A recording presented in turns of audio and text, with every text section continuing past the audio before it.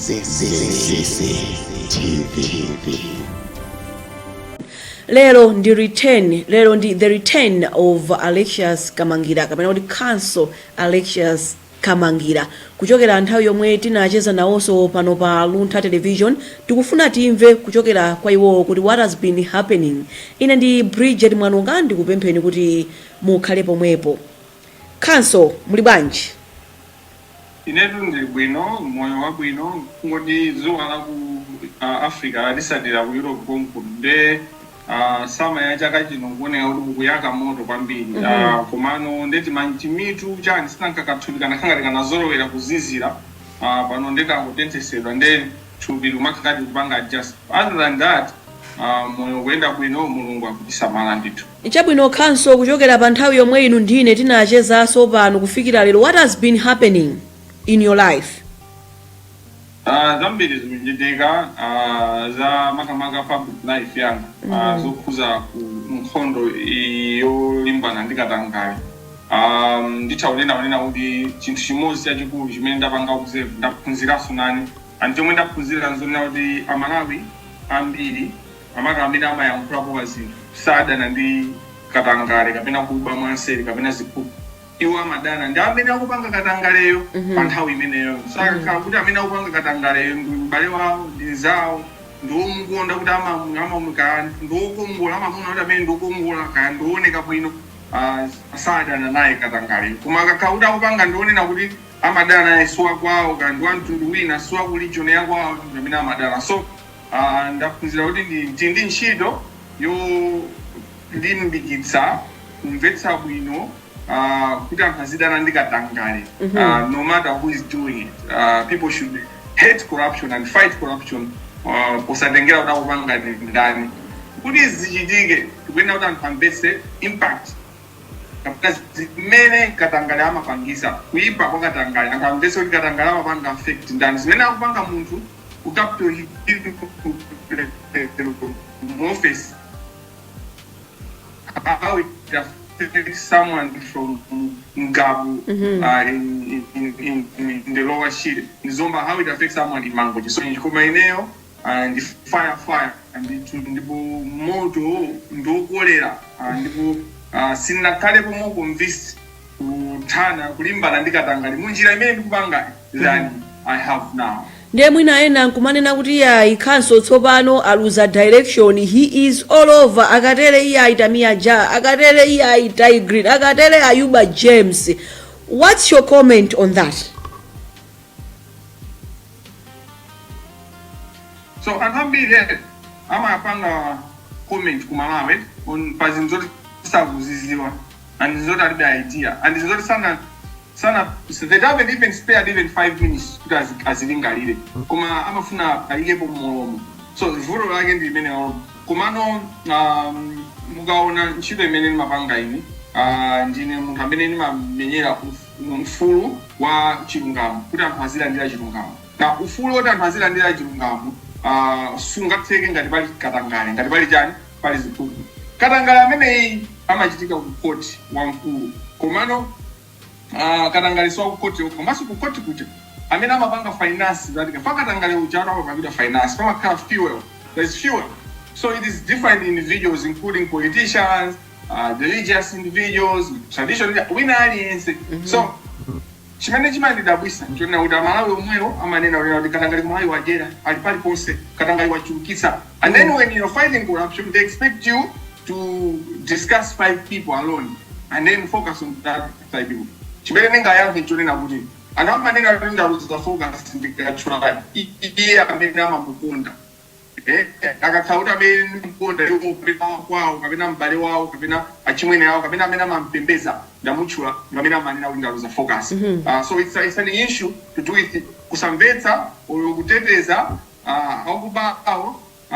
China muziwa kutenda kuti katangale tikana kuti cartel corruption the biggest form of corruption or the katangale wankulu kwambiri amapangidwa ndi organized systematic imene mati cartel. Now cartel ija ndi anzeru for the imapanga control including the church imapanga control media.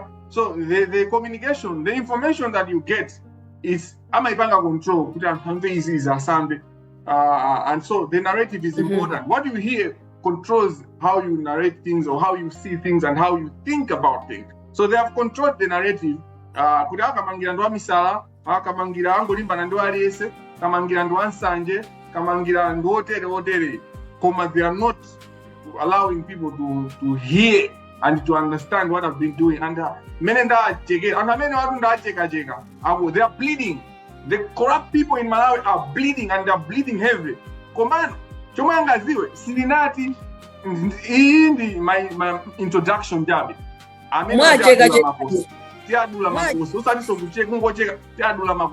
these people are evil.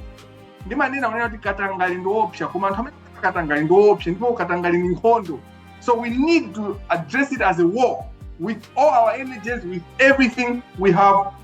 Kumenya na ndi nkhondo imene kumenya na ndi anthu opsa amene asatana ana eni ajabulos ananjoka amene ananena Yesu aje kuti kuchoka ananjoka ine ndi ali kumalawi kuti ndi akulamulira dziko lija ali pena pali ponse ku State House ananjoka diu ku ministries ananjoka ku parliament ndi kuli ananjoka za ku judiciary mkuziwa kale njoka zikulu sato zili ku judiciary kuja. So isi ni nkhondo ndithu. Chabwino Council tibwere nonkhani ina yomwe yakubweretsaninso ni pa spotlight. Tikudziwa kuti machuka kwambiri ndi nkhani yolimbana ndi katangale monga mmene mwafotokozera munena kuti imeneyi ndi nkhondo.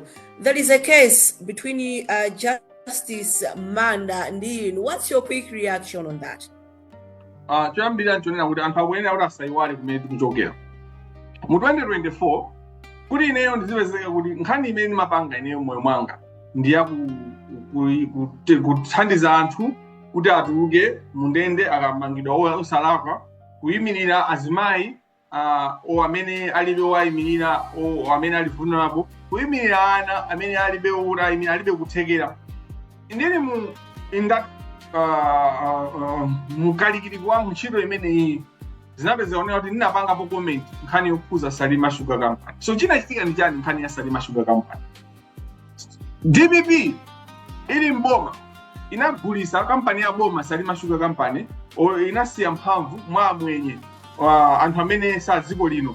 Anthu amenewa anayisokoneza kampani ija kubweresa mwenye osiyana kumazagwira ntchito zimene anyamata akumalawi kuno amalawi eni yake angazikwanise, because malamulo amanena kunena kuti anthu amene amayenera kugwira ntchito ochokera kunja amayenera kugwira ntchito zimene ife amalawi eni yake sitingazikwanise.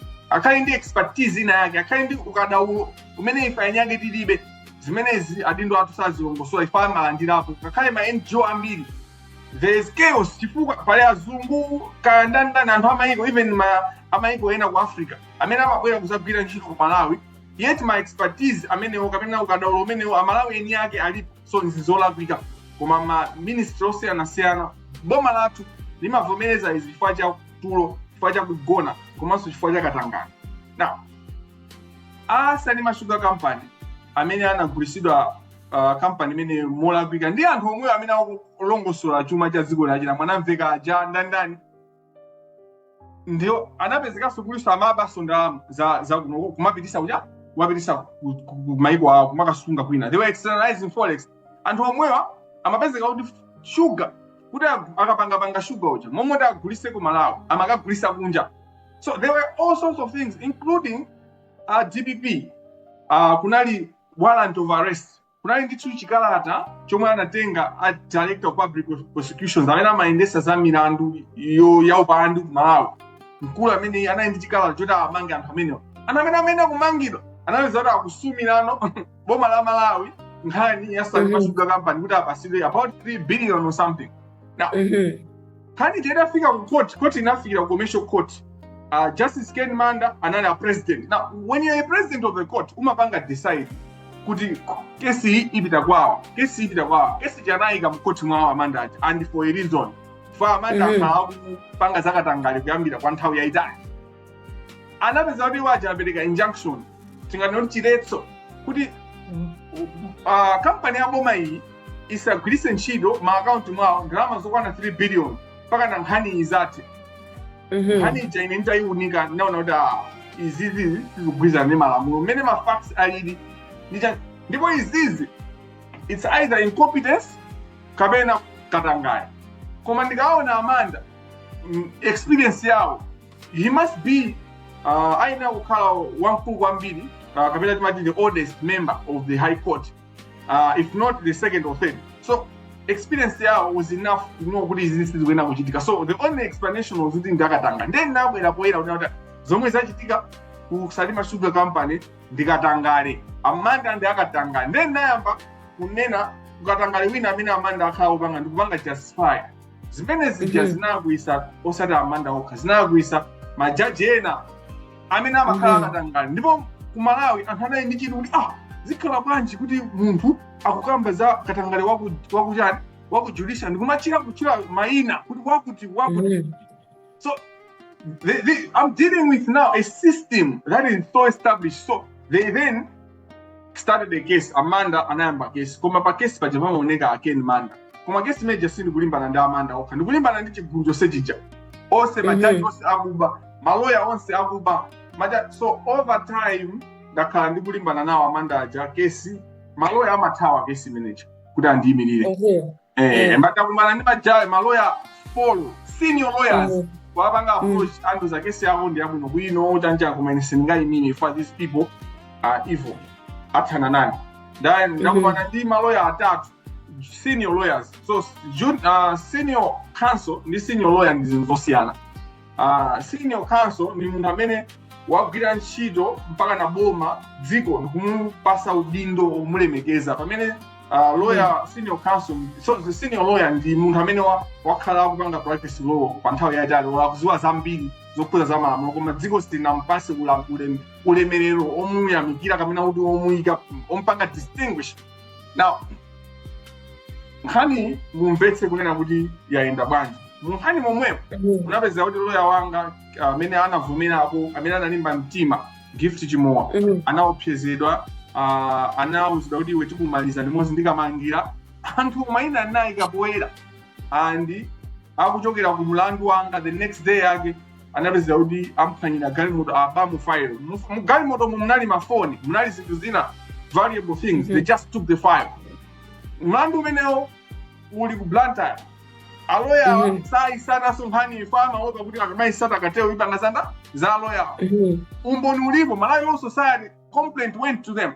The bottom line is I'm telling you kuti kateo imapanga zinthu zosavuka opanda manyazi and anthu aku Malawi they watch them. Kodi tili pati pankhani ya Amanda. Pamene tili nimafuna ndipite kumeneko khanso kuti kodi ndiye pano patili pati. Now again Manda ndinakumana nawo mu court pa 5 March 2026. Chimachitika pa 5 March inanjani.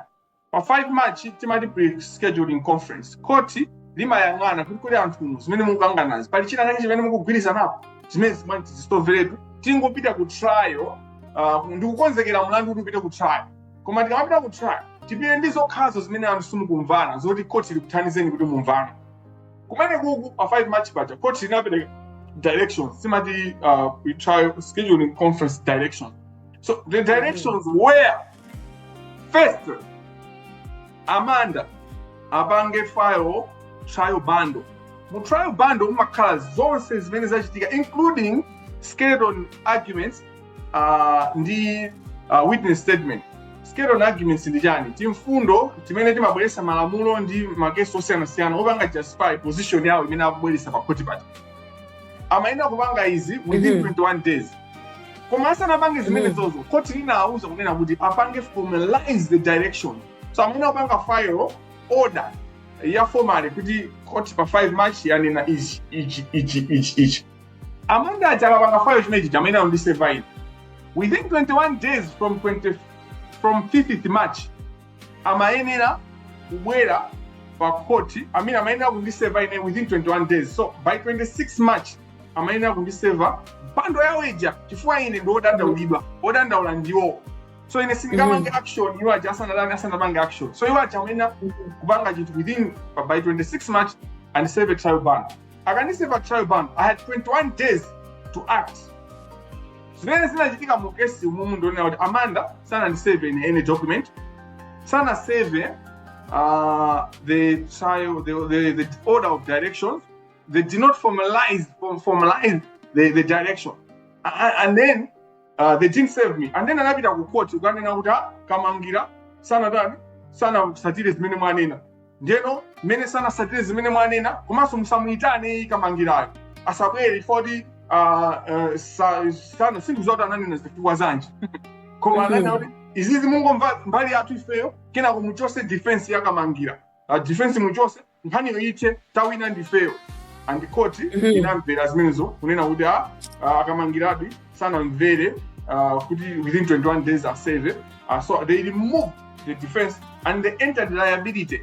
Kuenta liability ndio anavomeza kuti ineyo ndalakwa ndinalakwira Amanda na unongera ndinaonongera dzina and all that. Izi ndizoopsa zimene zinachitikasi chifukwa mwachidule Amanda amaina kuonesa kuti Kamangila anasevedwadi and Kamangila anapanga acknowledge receipt kuti awalandira. Mukamapanga save ku court zinthu za ma court documents munthu amene akulandira amalemba kuti ndalandira tsiku lako ndikusainira. You know, if that is not possible, court limaina kupereka direction kuti service timati substituted service.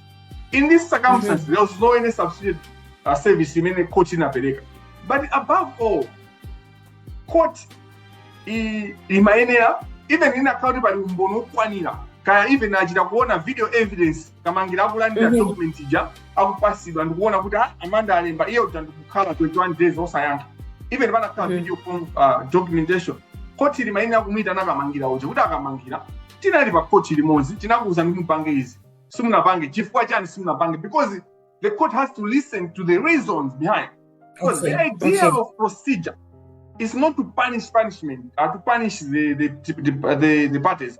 It is to enable the trial. Kuti trial jaizenda mwandondomeko. So ndondomeko si chifukwa chonena kunena kuti ndondomeko kangophwanyidwa basi khani ite ababa zimene anapanga zija ndiza umbava. Ndesa ukaterozo what happened is ndifuna ndisindike pamene bokuti zimene zinachitika mu kupanga set aside setting aside my defense, my statement of defense.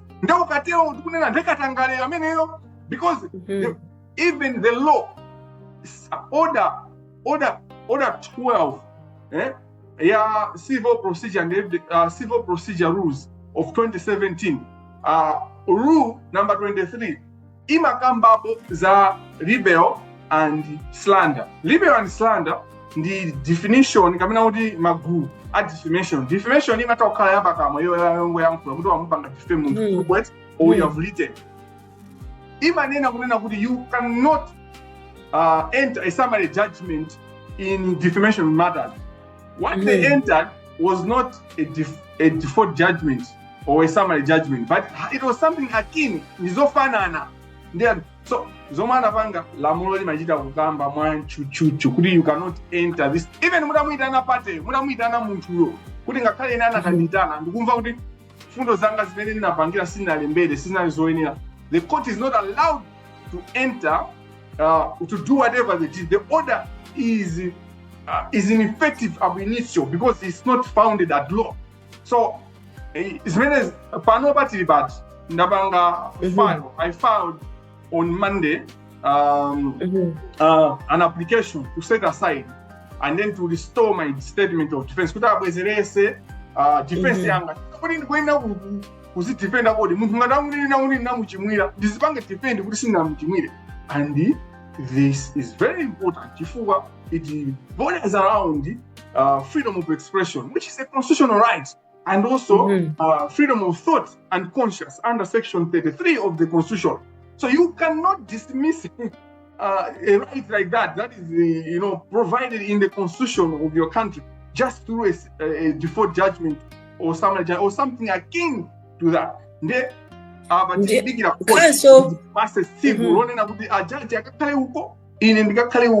Anene mbali ya uneso nene mbali yanga koma chachikulu kufuna kuti mulandu uyende bwino.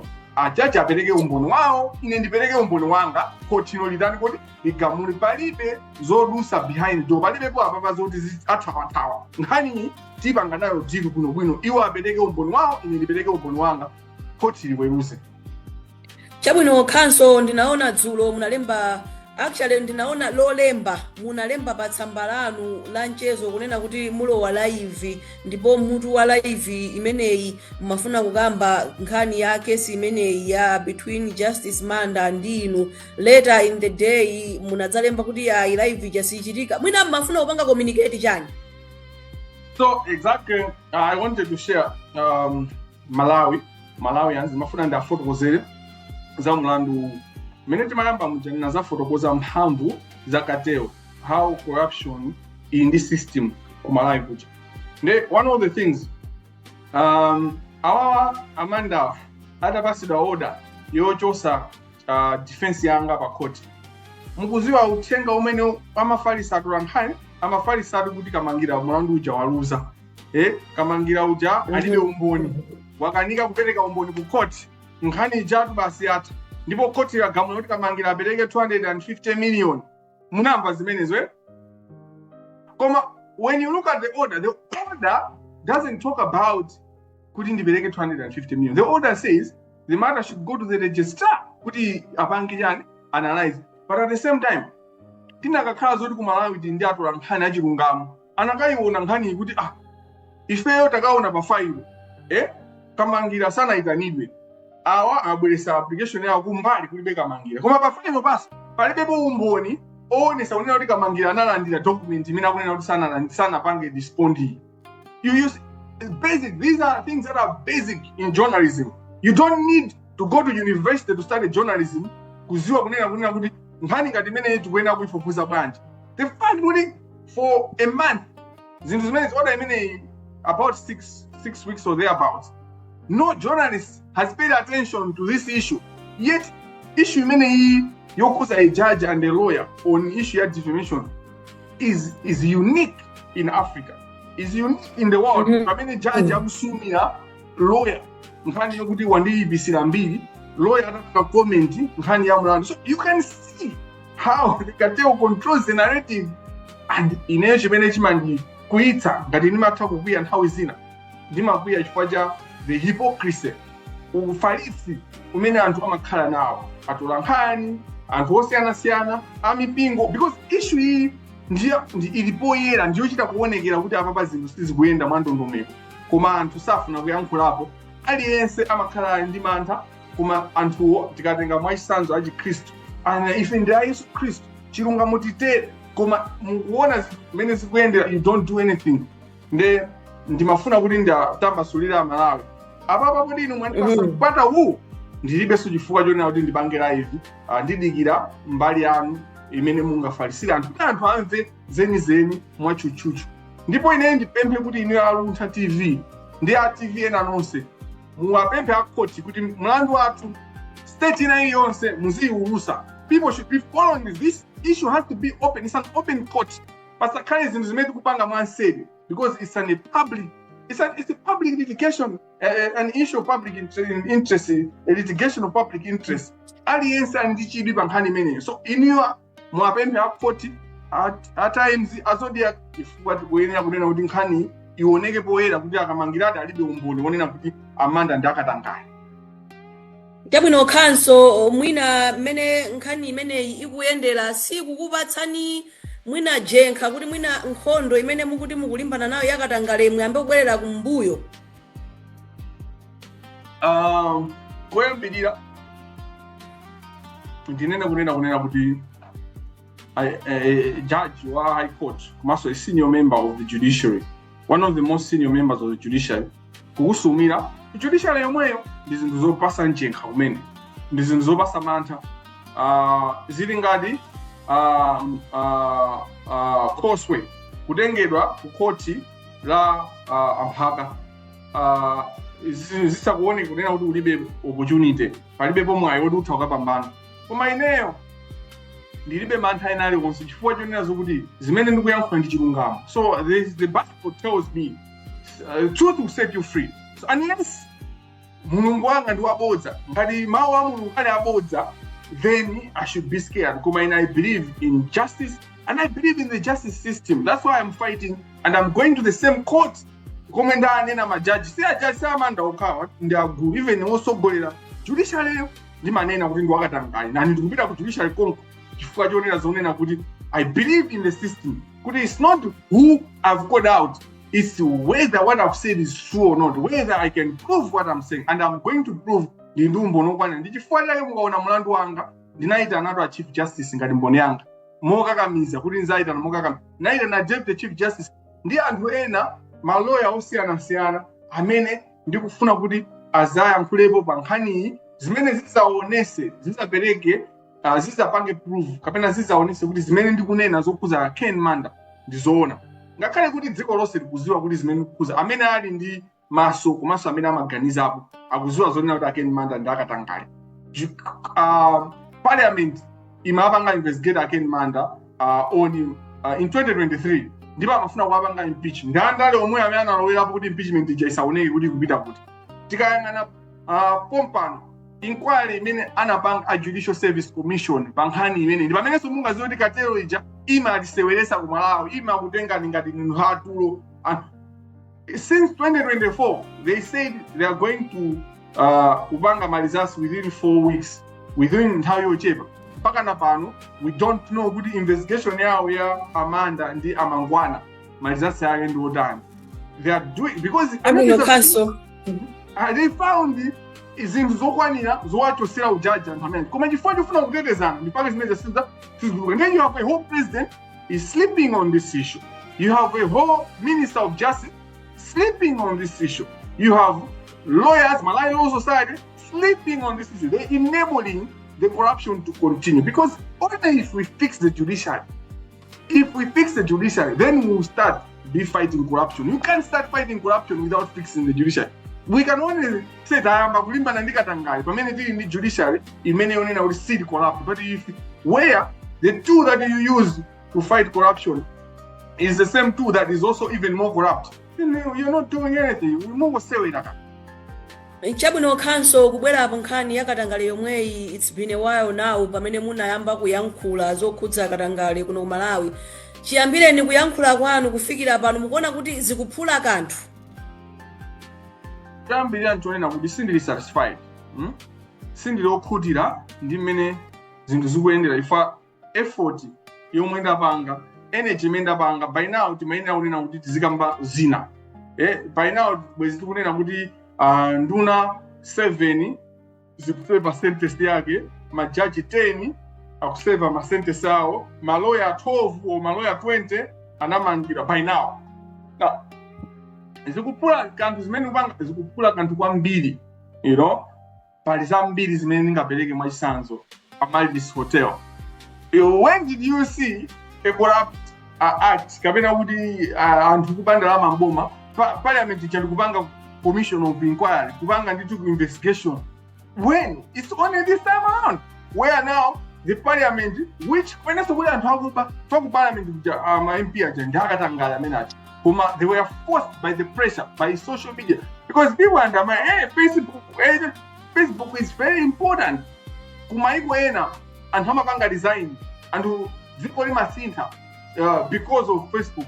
When you look back 10-15 years ago, the Arab are uprising ku Libya, ku Egypt, kuchanja maiko amene ajatu change imene inachitika kumene kucha kapena chaos imene inachitika kumene, whether change is change, whether it's change bad change or good but it was change. The change began through social media. So and amapanga undermine social media deliberately because they know how powerful it is. So they undermine Zaba Facebook because it's so within Zaba Facebook zomwezo you have an inquiry that they are also struggling to come up with the real findings because they know who is menada alemba zo bagira komato anthu anamangidwa. We have kuti anakudira kumangidwa, they were arrested and the issue should be in courts by now. Former chief of staff State House anamangidwa, you know, sindikuswa kulindo achule dzina famu waziwa.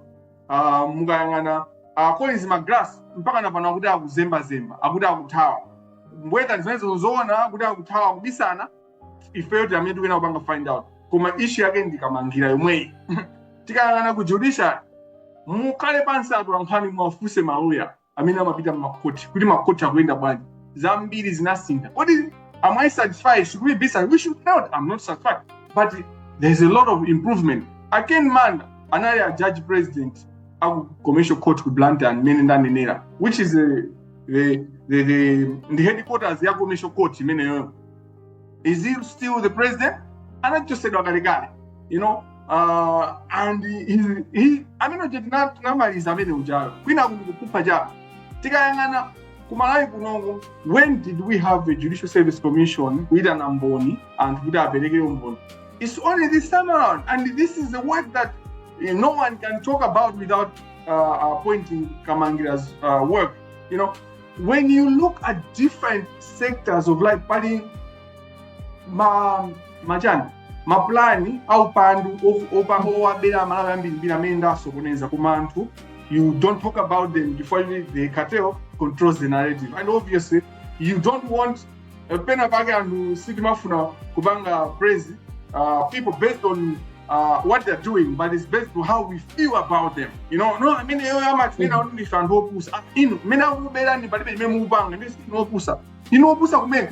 you have you know,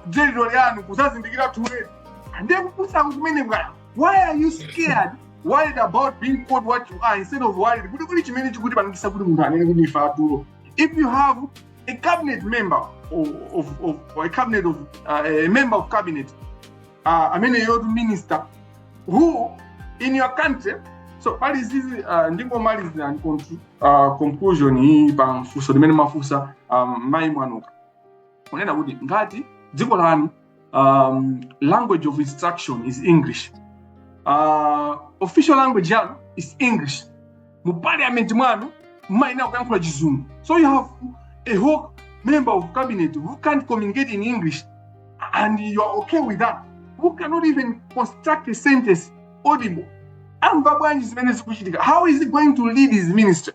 This, like, how are you allowing that? So when we talk about Kamangila, I've done enough. I've done. Class, sit down. If I was to sit down and shout, I never said anything at all. The things I've said, my public lectures that I've done, I have done so much. But I'm someone who is never contented. I think that I can do more. And that's why I will continue. And we will do more because there's more to be done. And the reception secretly is very positive. There's so much going on. You know, come on, chimene chasala ndikuko chosatimanta, chimene anthu ali nacho. Koma chilungamo anthu akutani kodi akuchizwa. Chimene chofunikira anthu azisiwa chilungamo. Amwanoka inuyo ndinakuba ulunthako mwatenga ndalama zoti mugule madzi momoti anthu anzanu matulankhana anu aziwa madzi mwayika mthumba. Ine ndakutchulani ndipo ndakula anthu anzanu secret akuziwa kuti ndizoona. Angakhale sakumangisani kapena kuti sakuchosani pa udindo wanu ukagula madzi.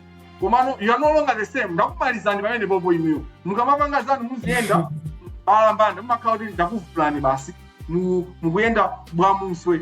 So the power of social media and the power of what I'm doing, only munthu amene ali opepera amene opanda nzeru amene angaone kuti there's nothing going on, but there's so much, and I thank God for the power that he has given on something as serious as a Facebook page. Timagamba nkhani ya kukhutitsidwa chifukwa lichandikale lomwe iwowa anayamba kuyankhula nkhani zakatangali ndi ziphuphu. At some point ananenaponso kuti ya Malawi iyi ni ntchito ya wina aliyense kutenga gawo pofuna kuonetsetsa kuti dziko lino likuyenda momwe likukhalira. So council, you mentioned kunena kuti inde mbali ina zinthu zozikuyenda komabe sinu okhutira kwenikweni. There have been some improvements, yes, koma you are not satisfied fully. Moving forward, what are you going to do about it? Choyambira nchoyena kuti umayenera munthu moyo uphunzire chinthu chimodzi chimene mwina yenena chiphunzira later on ya advocacy, kunena kuti pamene kupanga advocacy pamene kumenyera china chake uziziwa kunena kuti ndiwe munthu ndipo ndi ma limitations, and ukazindikira ichichi zimakuthandiza kuti ukhale ndi mtendere. Fapena anthu timatha kufuna kuzifira ngati kuti we are superhuman, like ndife angelo ndife mulungu. So when you ukapanga realize ichichi umakhala ndi mtendere chifukwa umazindikira kuti ine ndisakwanisa kuchoka apa kufika uko. Koma pamene ndalekeza apa, whatever happens, it's not my fault. is somebody else's role to take it all. It's out of my reach. Nde choyambira nchimene kuti ineyo ndimaziwa zimene zozo nchifukwa chake zambiri anthu akamayankhula chani manyisa mmene unambira munthu wawe winake sanamangidwepo chifukwa chona zoti saziwa kunena kunena kuti ntchito yako kamapanga munthu umayenera kuziwa zoti ine ntchito yanga ndine mtolankhani ngati mtolankhani mwachisanzo umatenga nkhani then umakapereka kuchani kwa editor uja amapanga editor amapereka kwa ndani kuti kwa editor in chief who decides whether that is published or not is the editor in chief. Iwe sungamazipange beat as long as you do your job. So one thing chimene ndimapanga work with realizing my limitation. Kuti ineyo nditha zinthu zikupanga push mpaka nawo. Kuchoka apa kupita uko it's not my role. So as long as I do the best in that, good. Going forward ndikupitirira osagonja ndikunyozedwa kapena kunenedwa kuti wauza focus and as long as I know what I'm doing, because chimene chimasekesa mtunatani anthu amandiuza kuti ndaluza focus pazine sakuzowa kuti ndipanga chani. They don't even know what I'm doing. They don't even know my strategy. How are you going to advise me on my strategy when you don't know what I'm doing? And then nthawi zambiri anthu amayang'ana issue imodzi. So ndakamba zinthu 100. If I discuss 100 things, they don't agree with 3 of the 100 or 5 of the 100 things. They agree with 90%. And then they'll focus on 5 things. I mean, giants and how many also didn't design out how, or if it's a system, you don't waste time with that. You focus on the 95 things that you have done. Human, in any moment who got it. And that you know Messi, the best player in the world, I'm a Punya Penat. And that Cristiano Ronaldo, one of the best players ever in the world, I'm a Punya Penat. In Dani. I'm a talk with Benat, I'm a talk with Jinidwa, Urus and D2, this Spain, and Yamada was doing. So, no invitation. Chachi tatu, join out the Mlandu wa Amanda, going out in the necessary the pass attention. Sinanga Maloya South now in the then when out the full attention younger, Ndige with Mlandu Meneu, Ndige Inaji Joseph. Mlandu Umene umuguzi milira noka. Mlandu umene unduzimi yando ndeka noti chifukwa chakufuna koma chifukwa choti anthu akundithawa anthu andithawa ndithu sizodiso kuti anthu akukuthawani chifukwa chani chifukwa chona zoti anthu ambiri ni makaward. Most people are cowards. There are very few people in this world that stands on principle. Anthu ochepa amene amayima on principle, and there are very few people that stand on integrity, and they will either die than lose their integrity. Very few people. So that's why I'm alone. No lawyer would want to stand with me in my life. That's the only reason. As I would and when I wasn't he's everywhere. So then, a person, if a murderer, listen to me, Miss Bridget, if a murderer is able to find a good representative, is a murderer, why would Kamangila not find a good representative? You know, you it's self-explanatory. Judge that, Muna Judge for and turning out if it is able, Banga Malay, because people think that I'm happy to fight this battle solely and all that. No. Since 2024, I approached the church, and when I say the church, I mean the church in Malawi. My Catholics, my Protestants, Muslims, and all that. I brought them all together in 2024. Either October or November. Dina fotokozera chile mendu kubanga na pasa ma facts ose ndikwazo now iniyo fufuzani painu chenti bange nkhani they disappeared. The church in Malawi. Privately, my fellow Catholics, the Catholic Church, they amenena kwanisa kwa Africa ndikwauza kani kwenda John. Majority of them as an institution, they are nowhere to be seen. In reality, because they have the fact. I have my own personal pastors, these different spiritual people. I approach differently. They are disappearing. When I was studying this battle, because the lawyers, it was so close to the lawyers, this issue, I had about 12 lawyers representing me. All of them over time, Mamango Joka. Ndikanchulira wao, akakhaludi wao, amene amagwirizana naye so ali mgulumo, amazajoka inende zindivu, a conflict of interest, chanja. So, I need to continue. Mango Bega sounds, you know, I have been from beginning bringing others, even my NGOs. My NGO, Ajina Bonigarin, ajina Citizens for Chanchan, ajina Robert Nkwezalama, ajina ndanda kumapanga kuti Kamangira kwachula mwancha kwachula pushiri ifanya na kwacho. They were organizing, so they were united kubwera public kumapanga support the fight against corruption, if you know what I mean. Kuti kulimbana ndi amene akulimbana ndikatangale, and this is the republic and it's self-explanatory.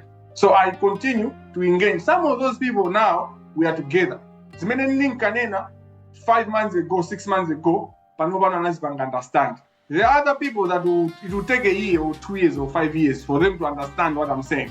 But ndiye muwafotokozapo kunena kuti ambiri akumati mukaachulira kaya awo akumafumuka. Mukuona kuti panokha, is it possible kukwaniritsa cholinga chomwe inu mukufuna at the end of the day? Panokha solo. So this is the thing. Kunena kuti nkhondo iyi ndimaonekera ndineyo. Ndimaonekera ndi kuma nkhondo sikumenya ndekhayo. Ndikumenya ndi Mulungu choyambirira. 2, ndikumenya ndi anthu ngati inu achina Miss Manoka.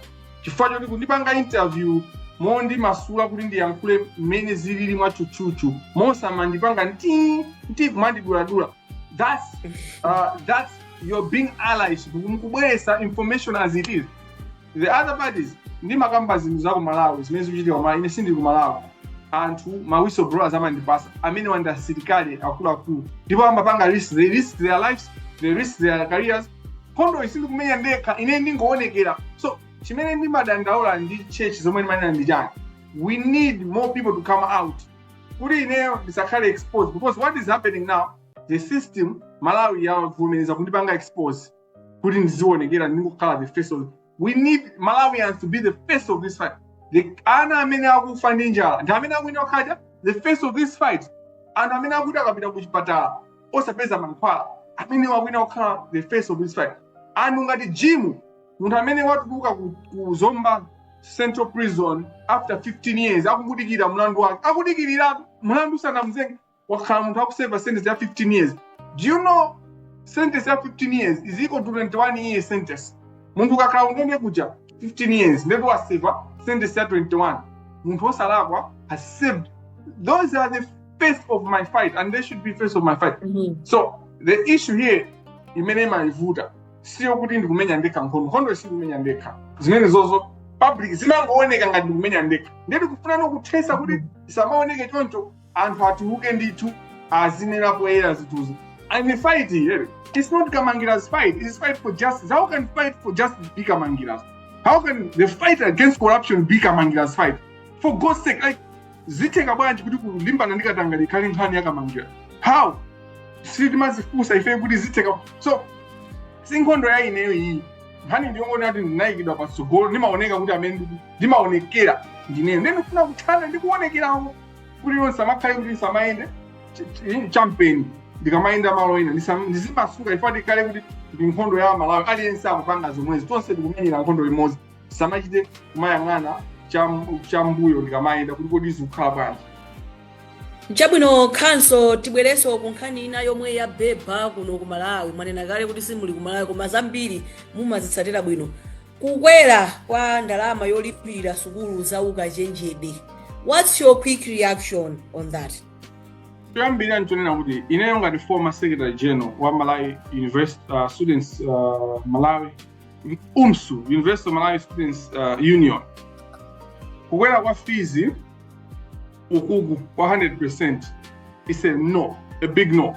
And wina aliyense amene wanzeru amene wanzira kwina ukhale kunena no, whether undis iweyo ngati kholo kaya uli ndi mwana ku university kaya ulibe mwana ku university wena ukhanu kandi wa DPP kandi wa MCP kandi wa UDF kandi wa chipani chanji wena ukhanu kandi we Mtumbuka kandi we Mchewa kandi we Muyawo kandi Mtungwani kandi wa region yanji mwena ukwelena kuti no, chifukwa chona zoti chinthu simayenera kukwera ndi 100%. Chinthu ngakhale sweet amen sakuyenera kukwera ndi 100%, ngakhale lipstick sakuyenera kukwera 100%. Palibe chinthu chimene chikuyenera kuvomerezedwa kuti chizikwera ndi 100%. Izi zimachitika ifa chosowa usogoleri kulibe kumalawi kucha. You can't have anything, even Fanta, I mean, sakuina kukwera 100%. You have Reserve Bank of Malawi, imene kanika kuendesa chuma cha dziko, but they get big salaries, big allowances, and they get ulemu omesakwa ine because they're failing to run the country. Fees, kodi imayenera kukwera, inde imayenera kukwera, zinthu zikamasintha iyena kumakwera, koma imayenera kukwera pang'ono 5%, ikachuluka kwambiri kuti yakwera kwambiri ndi 10% basi over the years. 10%, that's ikakuti zavuta kwambiri, koma even 2% kuno ku Europe, at least where I am, landlord sangakweze rent more than 2% or 5%. Sizingateke whether nyumba yayo ndi yako kajenjenja. They have a system that works, and here the buying power and handi kutekera kolipira ndalama zochuluka, koma yet the country inayika ma systems to protect. Kudziko lathu ku Malawi anthu ambiri ndosaphunzira. If you have a cabinet minister that is failing to express themselves, that tells you how high illiteracy levels are.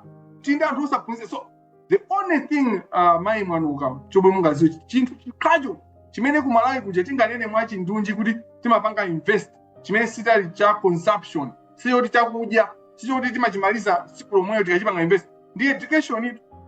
You know, the education kamene timapanga invest for the future. Ngati pali anything chimene budget chamukaiona chimene chikubwera at least kuti chasogolo ndi education. Now you're making that education only accessible kwa ananyama majabwino anthu achuma ukauka.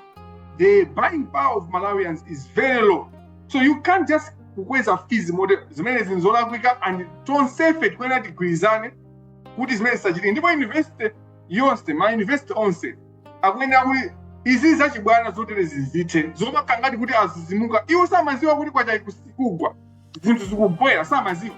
Why were they not? They should put a strategy to be raising every 2 years 10% or every 2 years 25%. Mwina kuti kufuna kutira ndi crisis, kuti apati pa crisis. Boma lindo loithandiza makanso ama university onse kunena kuti gapu yomwe ali nayo apangina. Komanso amanuka, quality of education is not just about it's not about just finances. Kuli maiko ambiri mbiri olemera amene amakanika kupanga maphunziro abwino bwino. There are so many factors that you have to look into to achieve quality of education. So makolo amene ali ndi ana muzuke. The problem with my issues aku Malawi, anthu amene zimapanga affect zinthu zo amakhala akudikira. Makolo, where are you? Because if you are silent, they would mukwanisatu kulipira mafizio. Aliyense akwena kuzuka. Even ino amene makhala ku private sector, amene makhala ma private university, chomwe mungaziwe ngati university fees ili 1.3 million. Pompano private iko aika 2 million ka. So this is also your battle kumano anthu samayangana zapa sayangana zakusogolo. So it's a no, it's a big no.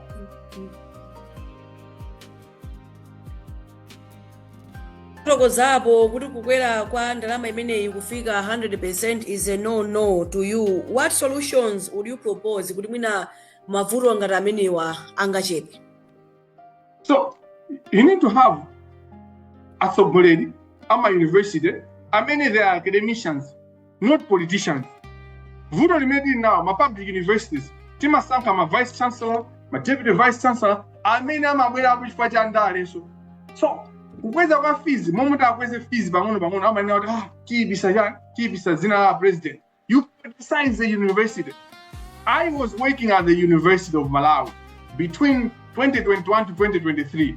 Ndinaona ndi first hand mene University of Malawi imapangidwa politicize, mene kuli ndale zochasa zija kuti inu ku university this is supposed to be a sacred place where people argue on points and asusana and kuma uyundu wa DPP and mene kwasinda DPP chonchi mene ili mboma ndikuti maudindo ena ake amene amatengedwa kuti nda MCP atosera just because nda MCP, but MCP azidandaula yet iwo anapangaso benefit system iti yomwe. So we have created zomwe zikuchitika muboma malo ambiri ku university kuja talowesa chinambala.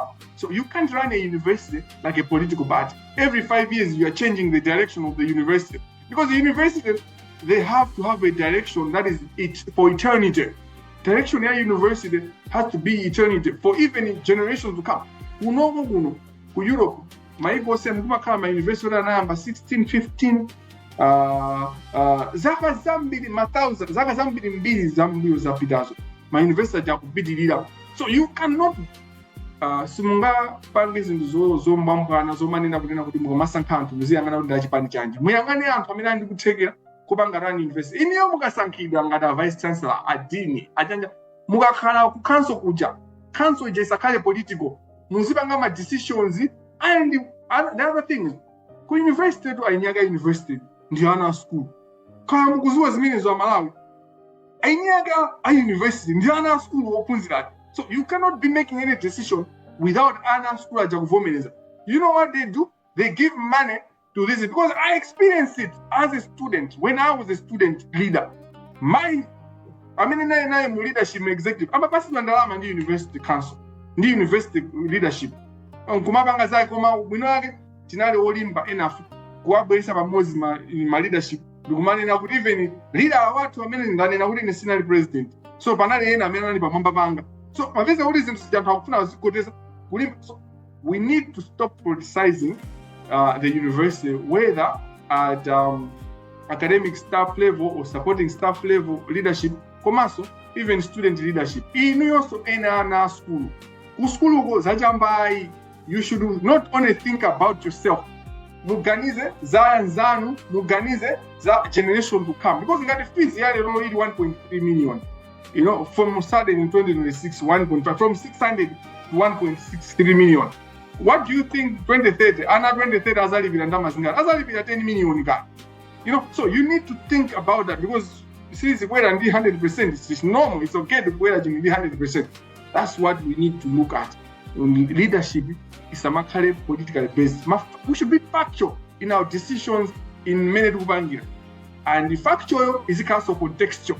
Mugena kubesa context. Kodi anthu amene tikunena kuti alipira nawo fees 1.3 million. Yes, zinthu masala ya makulu amene akwera utakweza ndi bwanji ngadabwe. So you can't raise salaries. So timayang'ana zinthu mbali imodzi. Tukweza masala ndi 15% ndi 20%, fees tukweza ndi 100%. Make it make sense. Tabanga ni balance ndi kweza ni masala ya anthu ndi 200%, kweza ni fees ndi 100%. We will be okay. Tiona kuti azikubalance. Chabwino council nkhani nayo mweti mafuna tilowereko munadzayigunda mchikatikati ngakhale munatenena kuti Amalawi ndi fogona nkhani yakulowa kwa boti ya ku Tanzania. Tikunena pano bungwe limodzi mwa bungwe lomwenso limamenyera ufulu wa anthu la CIDED lalembera nyumba ya malamulo to summon heads of marine and police ndi MDF amakamaka pa nkhani imeneyi over Tanzania's vessel illegal docking. Mwina pamene paso ndemanga yanu ndiyotani? Zingo vomereza kamena kusindika mawu amene manena kuti Amalawi tulo kwambiri. Amalawi to how do you have vessel ya dziko lina kulowa maboda mpaka na ukafika ku Monkey Bay mkatikati kutilowa mkati chonchija. Koma izi ine sizikundidabwisa chifukwa ngati mumatsegula maso ndi makutu anu ndikusatira zomwe zikuchitika ku parliament pa inquiry yakufa kwa amene anali a vice president Ashani Munuzi, a Flora, ndi ena onse amene ali mu ndege muja ndege yomwe inagwa kuchakangawa. You can see sadly kunena kuti military yathu ilibe zida. Asilikali athu alibe zida. So if asilikali ankhondo alibe zida, ndi asilikali so mesa nkhondo ndi zidazo, you know. So timanena kuti ndi Malawi Defense Force. How do you defend when you don't have the weapons to defend? Tilibe ndege. Basically tilibe ndege for years takhala opanda ndege. Koma kuti muyang'ane budget yomwe imapita ku ujeni kumakhala ndege, you know, kumapita ndalama zoti amatani mapito ake amakumana ndi Zune Sata. Kena kwa muzo iweyo ndi chani no Zune Sata. Zune Sata uja aneuda ine ndi mauta cannon, you know, mauta cannon aja price yake ndi $100 each. Ama nena da ndeno tangoika $500 iyo utenga 300 200 each gawana majeno ndi andari. That's what has been happening. We have sold our nation sold to corruption. zimene zachitika asilikali aja alibe kuthekera, alibe zida, alibe mabota amene ajawo kuti atha kupanga, alibe zida zoti azipangira training m'madzi muja. As a country as we are, mmene timaitetezera Lake Malawi, how important Lake Malawi is. Timayenera tsikhala ndi asilikali kuti azikhala m'madzi momo, osatizo kuliso yanjani marine azikhala m'madzi muja, azikona asilikali azikona m'madzi muja. We should have that kind of military because it's possible to do that. Koma tilibe kuthekera kumene, and we are not ashamed of our poverty. Sitimakhala ndi kukwiya, sitimchantima, sitidandaula, sitipanga machawi kuti tithane ndi poverty yathu. Chifukwa chani? Chifukwa timapezeka kuti kupitiriza kuwonjezera umphawi uja ndi zochitika zathu. Kodi inuyo ngati atolankhani, have you investigated kuti 5 years osatiuza kuti ndame 5 years yapita ya Chakwera or 10 years, singweleza 10 years tikakamba ya Chakwera yokha ikhala ngati kuti tikuwapanga target a Chakwera. Koma 10 years from 2014 to 2024, 2 terms imene, term ya Bingwa Mtalika ndi term ya Chakwera. Kodi how much money have we invested in our MTF? What is there to show for that? You find kuti tapanga spend materials, koma you can't show anything for it. Atani kodi agawana omwe amene akumabwera pa TV, wabwera ku inquiry kuti ndikumawapyeza ma MP ayina Professor Dan Kuwali. They're supposed to answer. Those people are going to kumangidwa achina Kuwali aja.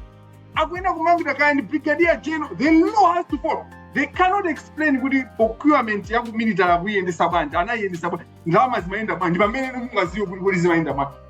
Unless we deal with that, anthu atilowa ndithu tilibe zozitetezaka. Mukayang'ana kuno bwino maborders athu ndi Mozambique kuli chaos, because ku Mozambique ndiye kuliso zinthu zosiyana.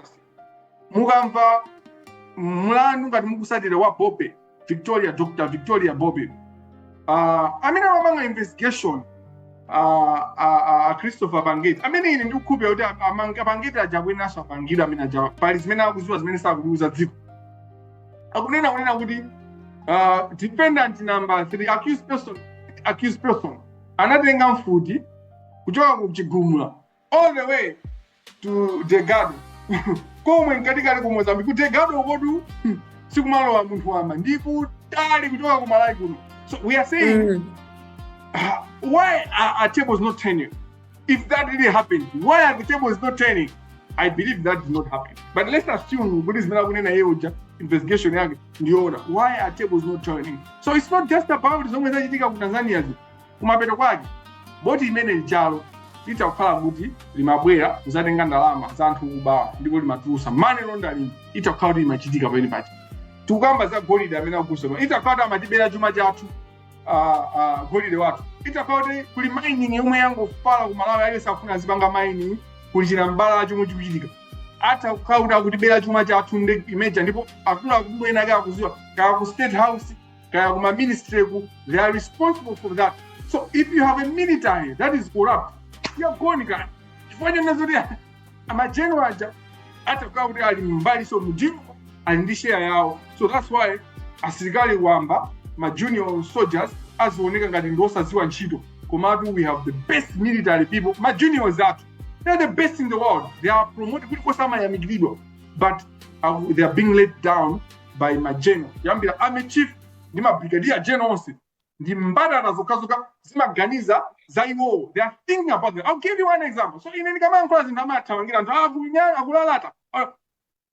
Find out aina brigadier general wali amakhala kuti they're living in area 43, they're living posh areas in Malawi. In proper military, a general cannot live with the civilians. General may now come barracks. Who is it?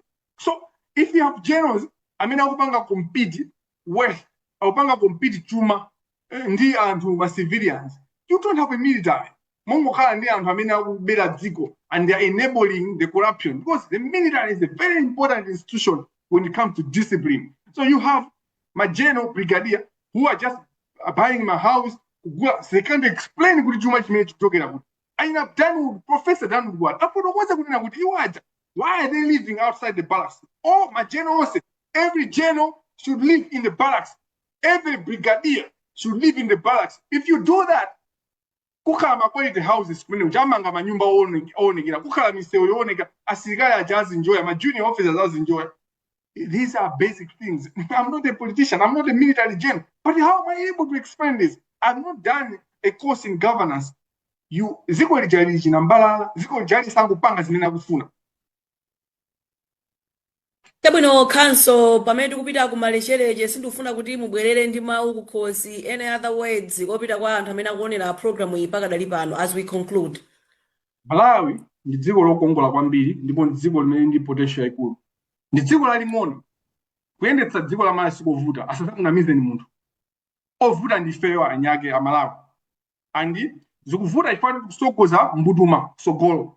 We are sending anthu amene sali ndi cholinga chotumikira anthu chosogolera. Anthu amene akuwina ku parliament, anthu amene akuwina ku president, even in all political parties, their interest is matumba mwawo, what they will get. This is why dziko lijasiri kuyenda. Dziko limene you just need 2 years to fix that country. Dziko limene you don't need so even within a week you can change the culture. Yeah, anthu amene akuganiza mukhala ndi usogolere. Kodi kwacha mene masokonekera atangobwera APM within a month kwacha inazamba kuti ngati kuzitolera chimanga chimayigulitsidwa pa 100 chakuti anapezeka kunena kuti chani chimanga chichi chinafika mpana pa 25,000 anthu amagula 25,000 koma zimene zija sizinapitire ifa chani anthu ajanamba kumangoba akapanga aliyense akufuna aliyense akupange business yogulitsa magalimoto high end vehicles. They are externalizing forex akutulusa forex kuzera munjira yokhangata kupanga business yogulitsa magalimoto. Mabanki ndi amene akusokoneza chuma cha dziko. Forex jakuononga ndi mabanki. Black market ija imapangidwa fund ndi mabanki. Reserve Bank it has all information, it knows all this is, but anthu amene akupanga zimene zija ndi anthu amodzi amene ali achipani. So dziko la Malawi ifeyo tachedwa kwambiri ndipo tikuyenera tipange machawi ndipo tikuyenera tipange ndithu mwantu wa galu kuti zinthu zisinthe. Ndithokoze chifukwa ndiyitana komanso ndipempherere dziko la Malawi kuti tipemphererane pamene tikugwira ntchito molimbika tizipempherera osayiwala kupemphera. Tipempherane wina ndi nzake. Ndithu. Takuthokozani council chifukwa cha nthawi yanu tikutseka dziko kwambiri. Welcome.